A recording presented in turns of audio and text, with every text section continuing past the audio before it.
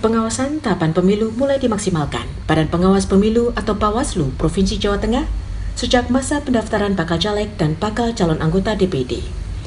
Komisioner Bawaslu Jateng Divisi SDM dan Organisasi Gugus Rizdaryanto di sela-sela pengawasan pendaftaran bakal caleg dan bakal calon anggota DPD di kantor Komisi Pemilihan Umum KPU Provinsi Jawa Tengah di Kota Semarang pada Jumat 12 Mei menegaskan, pengawasan pada tahap pendaftaran bakal calon ini dilakukan untuk memantau potensi kerawanan pelanggaran yang dilakukan bakal calon.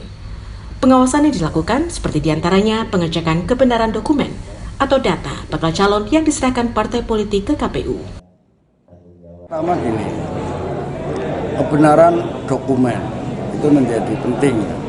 Misalnya apabila partai politik, apa ketentuan perempuan sudah memenuhi syarat itu atau belum.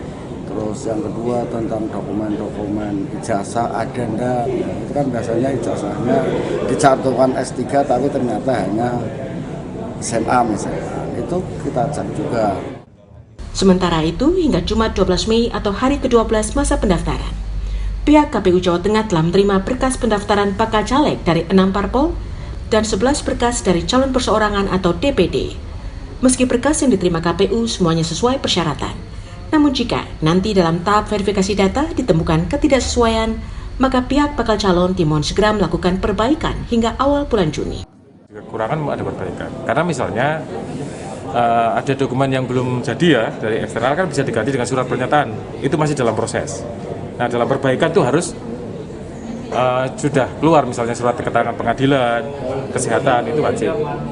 Atau mungkin KTP-nya tidak jelas, gambarnya kita minta diuploadkan yang gambarnya jelas.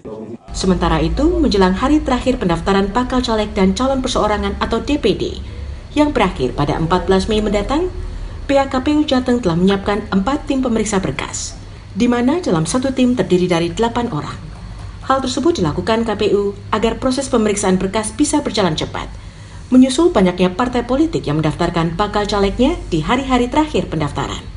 Dari Semarang, Jawa Tengah, Suryo Wicaksono, Kantor Berita Antara, mewartakan. Nahan Pak, nahan.